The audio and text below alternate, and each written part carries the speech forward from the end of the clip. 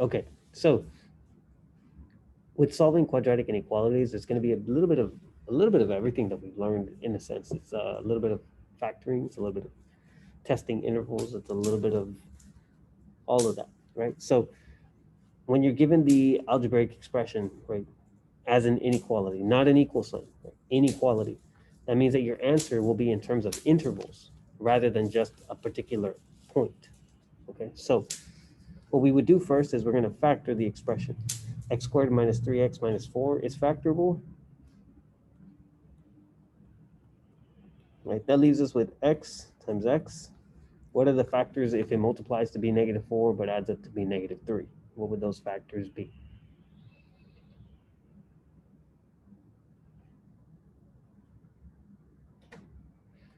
Yeah, that's right. -4 and +1. Okay, now we're going to use our factors similarly in a way that we did when we did solving for zero product property. We're going to split this up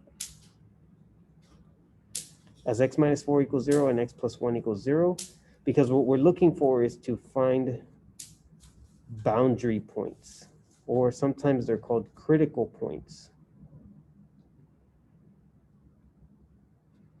All right, and this way you can kind of think of them as like where it intersects the x-axis or the line y equals 0. Right, so we're looking for these boundary points because they create the boundaries of our interval. Okay, so what happens next? Well, we solve for them. X equals 4, x equals -1. So how do we use those boundary points? Well, we use them on a number line. And we're actually going to put those points on this number line. That's what creates the boundaries, right? The boundaries of our separate sections. So I have a boundary point, which is -1, and I have a boundary point that's at +4. Okay.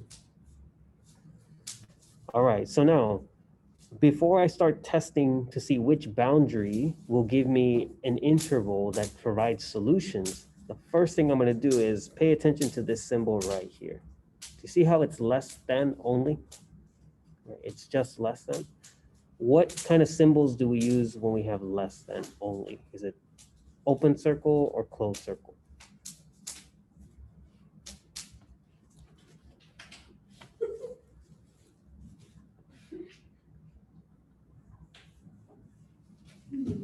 Not closed, no. If it's just less than, it's open, right? Meaning it does not include, it's just less than. So we are going to use open circles at both of these boundary points. All right, which means that we will not include those points. We do not include -1. We do not include +4. All right, but we have to test the intervals, right? We have to test the interval where it's less than -1. We have to test the interval between -1 and 4. And we have to test the interval that is 4 or greater. All right, so we basically have 3 different intervals, right? Basically like interval A, interval B, interval C. So we need some test points, right? We need some test points. So what's a good test point that's going to be to the left of -1?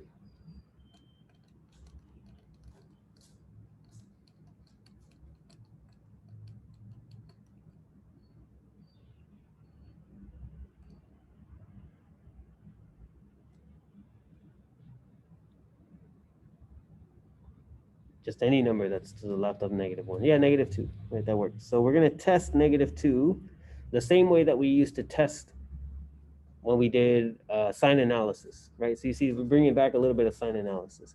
But when we do sign analysis for this one, we actually need the number, okay? Because this is what we're truly testing. We're testing to see whether or not it's going to give us a true statement for this inequality, all right? So let's see what we get. So we have -2 as my test point. I plug that in for x.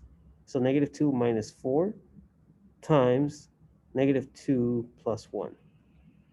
And we're testing it to see if it's going to be less than 0. All right, so now let's see. This gives us -2 minus 4 is -6. And -2 plus 1 is just going to be -1. So -6 times -1, that's a +6. But does that give us a true statement or a false statement? Is 6 less than 0? That's false, right? So that's false. So there is no solution on the interval that's to the left of -1. All right, so we don't shade that in. All right, now we test the next interval. Give me an easy number to use as a test point that is going to be between -1 and 4.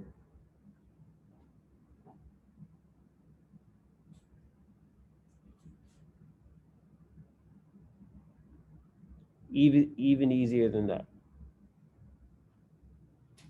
0. Yeah, between -1 and 4, use a test point, use 0. So we can plug it into that same factored inequality. You get 0 minus 4 times 0 plus 1. Test it to see if it's less than 0. Well, 0 minus 4 is -4. 0 plus 1 is 1. -4 times 1 is -4. Is this true? Is -4 less than 0? Yes. So then what does that mean? That means then that this interval here needs to be shaded in. Right? We shaded. All right, because this interval represents part of our solution set. Okay, so whenever you get false statements, it means that's not a solution set. But if it is a true statement, then this is where the solution set appears. All right, now we have to test the last interval, right? Interval C, right? We have to see if there's a solution there, right? Let's try it. Give me a test point that's going to be a good one for 4 and above. Yeah, let's try 5.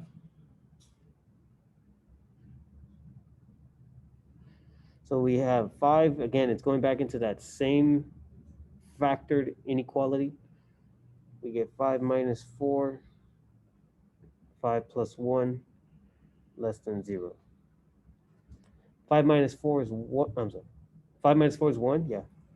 5 plus 1 is 6. You end up with 6 times 1. That's 6 less than 0. Is that true or false?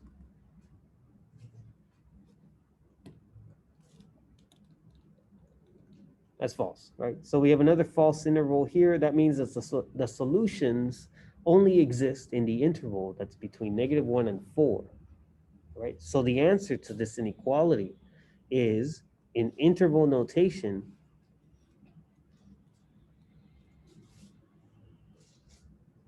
Remember what interval notation is? Interval notation is when we use parentheses or brackets to include or not include. So we go from -1 to 4. This would be my interval, right? Starts at -1 but does not include -1. Goes all the way to 4 but does not include 4. And now it's my solution. So the big difference between solving quadratic equations versus solving quadratic inequalities is that your solution, instead of being x equals some number, it's actually the solution is an interval, which means all the numbers between -1 and 4, but not including -1 and 4, are solutions to this inequality. All right.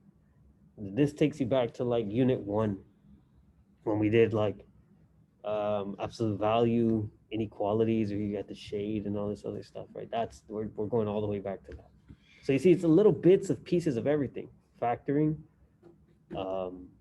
first factoring, then solving using zero product property, sign analysis, and then interval notation, right? I like these problems because it brings everything back. All right, any questions? So you see, these are not my solutions, the x equals 4 and x equals -1, but they are needed. They are needed to give me my boundary points, because then that's what helps me split up my number line into 3 different intervals. Or sometimes it's like 4 different intervals. Just kind of depends on how many boundary points you find. Okay, so it could be called boundary points. They can also be called critical points.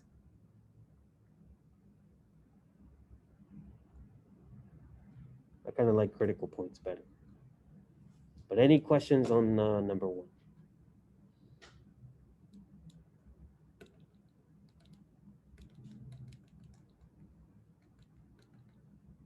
I don't know yet.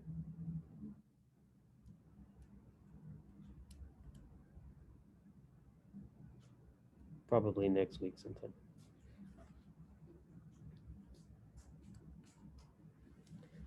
All right, let's take a look at number 2. Okay, this was number 1. Number 2. All right, we want to solve this quadratic inequality. All right. Now, up until this point, the approach we've taken to solve quadratic anything in general has been factoring. And if we're going to factor, what's required?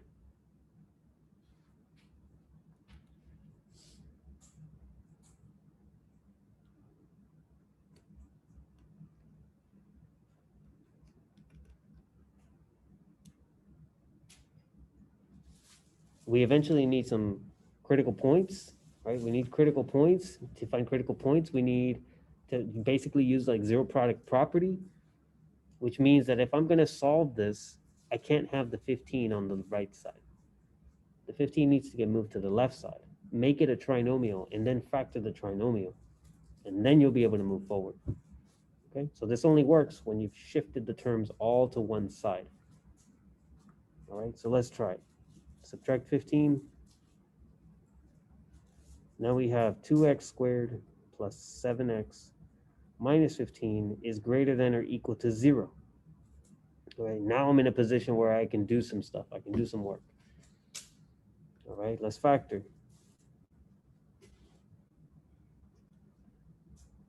I have 2x squared. That's probably 2x times x. Needs to multiply to be negative 15, but add up to be positive 7. Let's see, factors for that could be negative 3 and 5. No, yeah, negative 5 and 3. I think negative 3 and 5, maybe.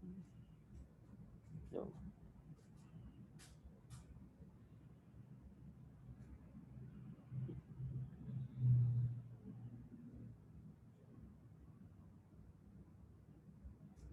What do you think? Anybody have it?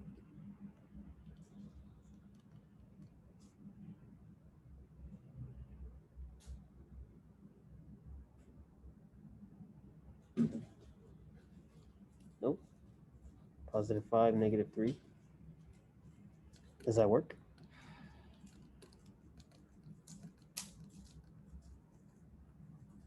Doesn't work? No? Why?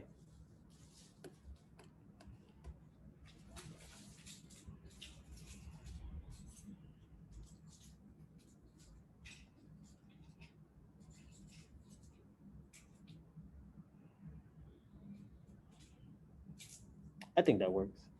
Check it. Negative 3x, positive 10x, that's 7x. Right? Yeah, it works. Okay, so those are the factors. All right, from this point, after we have found the factors, we need the factors to help us find what? What is it that we need to find now?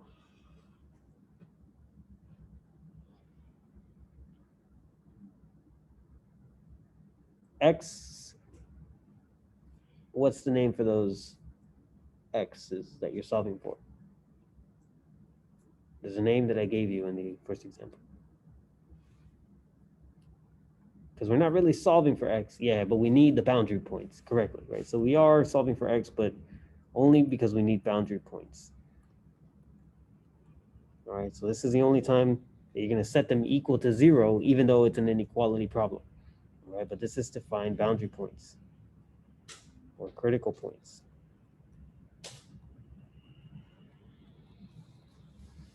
Okay, so we add 3 to both sides. 2x equals 3. Divided by 2, x is equal to 3 over 2. Okay, 3 over 2, that's like 1.5. Over here on this side, x is equal to negative 5. All right, so number line it. Those are the critical points. That means it creates your intervals. Negative 5, and then 3 over 2 is going to be somewhere over here. It doesn't matter, but you want to make sure that the numbers run in a way where they're consistent with the number line, right? So if 0 is here, you want to make sure negative 5 is to the left, and then 3 over 2 would be on the right. All right, you don't want to flip those around, because then when you start doing your testing intervals, you're going to run into some issues. All right, so we have our interval split up, right? We basically have the 3 A, B, C. We need to find out where the interval is true. But before we do that, take a look at the inequality. And at the boundary points, the inequality tells you whether it's a solid or a open. If it's greater than or equal to, what kind of dot should I draw on my boundary points? Open or closed? Closed, because we can include them now, right? We can actually include -5 and we can include 3/2. All right, we will include. Okay, let's go test intervals. All right, remember, we're going to take it back. We're going to plug it into the one where it's factored because that's probably the easiest one. Okay, so give me a number for interval A that you want to test. -6, all right. So we test -6, let's plug it in. We have 2 times -6 minus 3 times -6 plus 5, and all of this is supposed to be greater than or equal to 0. So -2 times -6 is -12, minus 3, that's -15. -6 plus 5 is -1. So we end up with 15, right? Positive 15 is greater than or equal to 0. Is that true or false? That's true, right? So I have true in this interval here. So I will shade it, right? Highlight it or shade it. That is that part of the interval is a solution set. Okay, so from -5 all the way to -infinity, that's my, or from -infinity to -5, that's where solutions will occur. Okay, now we test next interval. Give me a nice easy number to plug in that sits in between -5 and 3/2. Yeah, 0, that's a nice one. So we have 2 times 0 minus 3 times 0 plus 5. And all of this is supposed to be greater than or equal to 0. So 2 times 0 is 0, minus 3 is -3, and 0 plus 5 is 5. When we multiply, that gives us -15, which is greater than or equal to 0. Is that a true statement, or is that false? That's false. True, false. That's false, right? So if that's false, then you don't shade that region. Right? We don't shade it. It doesn't give us true statements. So now finally we test the last interval. 3/2, like I said, is 1.5. So give me a nice number that is a little bit larger than 1.5. Yeah, let's try 2. That's good. Let's test 2. So 2 times 2 minus 3 times 2 plus 5 greater than or equal to 0. Well, 2 times 2 is 4, and 4 minus 3 is 1. This is 7. So 1 times 7 is 7. 7 is greater than or equal to 0. True, false? True. Okay, so then we shade the entire interval, starting at 3/2, all the way to the right. Those are your solution intervals, okay? But because we're writing things in interval notation,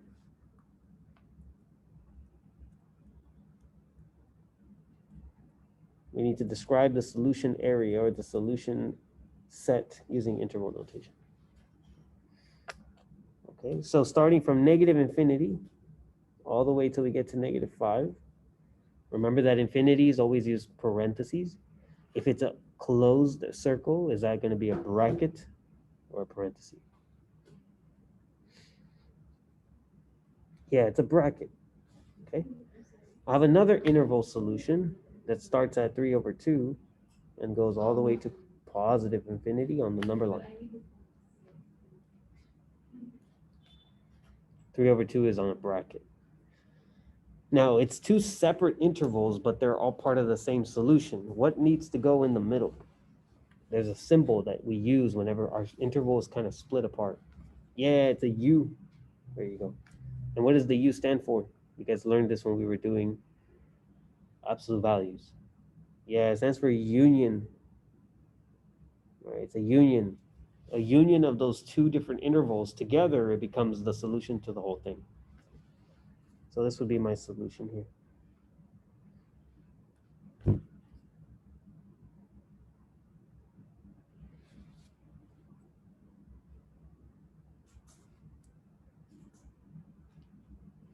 Any questions so far?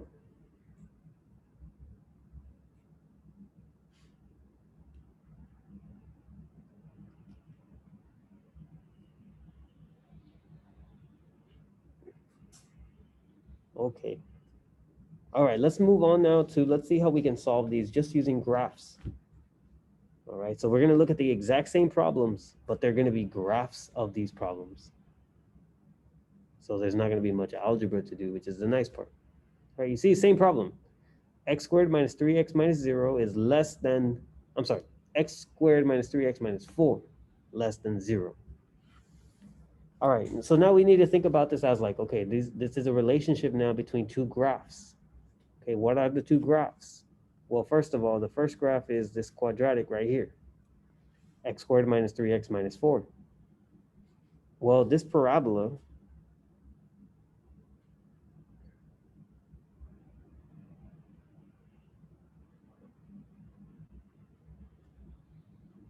right? That's the first function. And what function would this 0 be considered?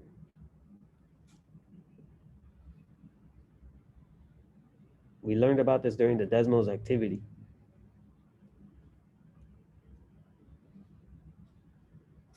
What is the 0 referring to? What kind of line does 0 create if you were to take it away and create it as a function? It's not a vertex, no.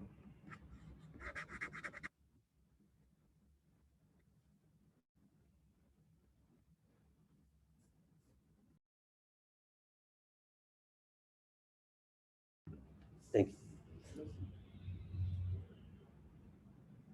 It's the line y equals 0, right? Yeah, we learned about this, right? So y equals 0, where is that? It's right here. It's the x-axis. Remember this?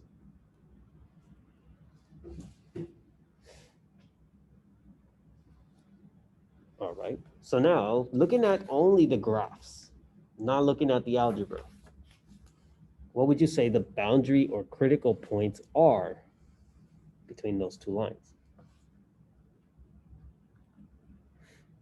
What are boundary or critical points between those two functions?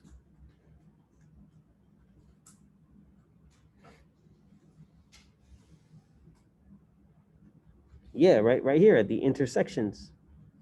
That's a boundary point, -4, and that, I'm sorry, that's +4, and that -1, right? Okay. So now think about what this question is truly asking. This is really saying, where is the parabola? Where is the parabola less than the line y equals 0? Meaning, where does the parabola go under or below the line y equals 0? You have 3 sections, don't you? If this is the boundary points, it creates these 3 sections. Section A,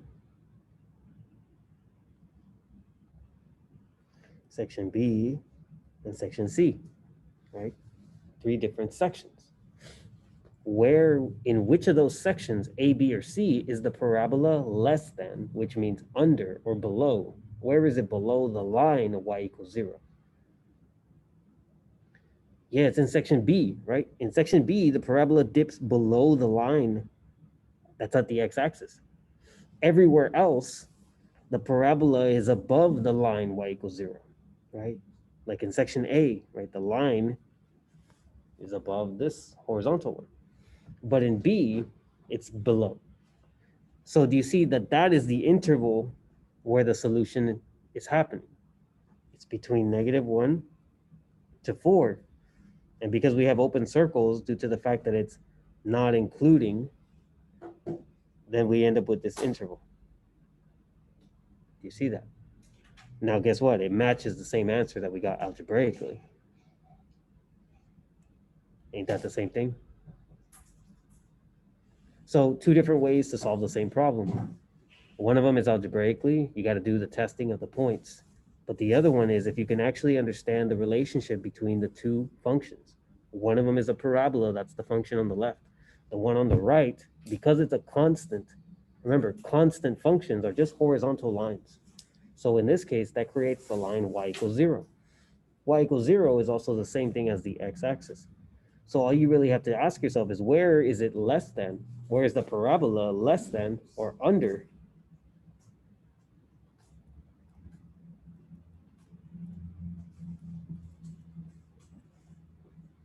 Right? Where is it under that line?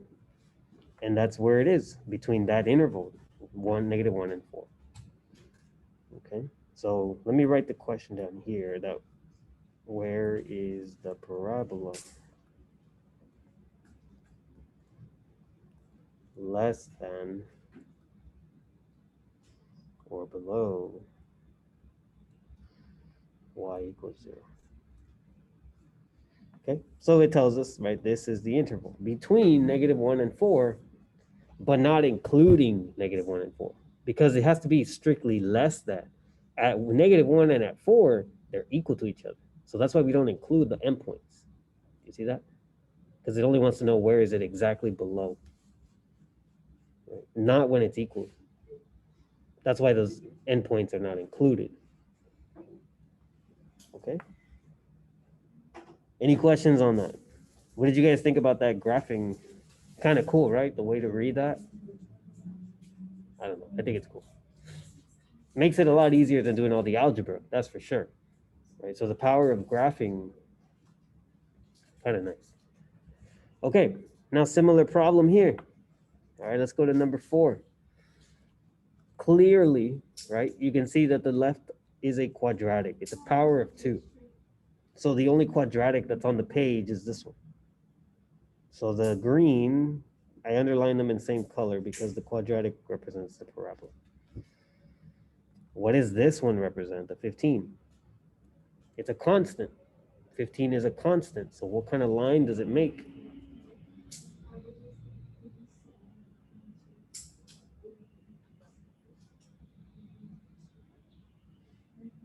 If 0 created the line y equals 0, 15 creates the line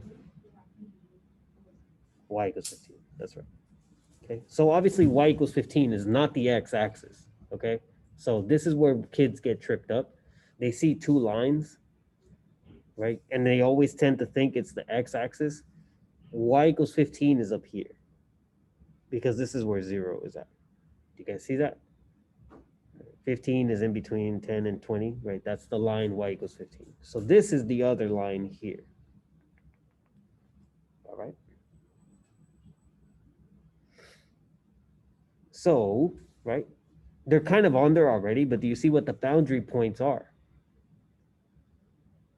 It's the points of intersection. Okay, because the relationship right now is between the parabola and the line at 15, not the line at 0. Okay, this is what we're given. This is the graphs we're given, so we have to work with it. So since my boundary points, right, are here, that creates the 3 sections. Section A, this one's at 1.5, okay? So section B, and then section C. So now, phrase the question. Phrase the question. Where is the blank? Where is the parabola? Where is the parabola what?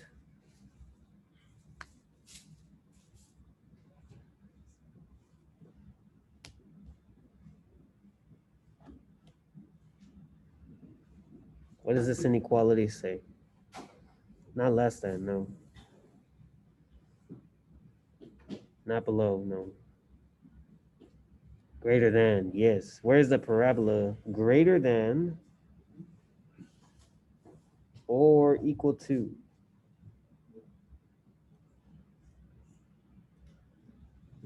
the line y equals 15. That's what that inequality is saying, right? Where's the parabola? Because the mouth is open to the parabola, that means that's the greater function, right? You got to think back to like elementary when they told you like you're always trying to eat the bigger number, right? Well, then that means that the terms on the left, the quadratic is greater than the 15, but it's greater than or equal to. So that's why we have solid dots instead of open dots, because it can be equal to each other and still be part of the solution system, or solution set. So where do you see that happening? Where, in what interval or intervals do you see the parabola greater, which means above? Right? Where do you see the parabola above the line y equals 15? Yeah, A and C, right? You can see it here. This is the parabola. It's above. And over here is what? So what are my intervals? Remember, it's in an interval notation. Well, interval would be all the way to negative infinity, ending at -5. The other interval begins at 1.5 or 3/2, same thing, all the way to infinity. Right? Infinity as in moving to the right and to the left. And then obviously we need the union because it's two separate intervals, but they're connected as part of the same solution. So then this would be the interval or the solutions for where the parabola is greater than the line y equals 15. And what's cool about it is it's the same answer as number 2. Same problem, different approach, but we got the same thing. The only difference is 3/2 and 1.5. They just changed it, but they're equal to each other. All right. Any questions on this so far?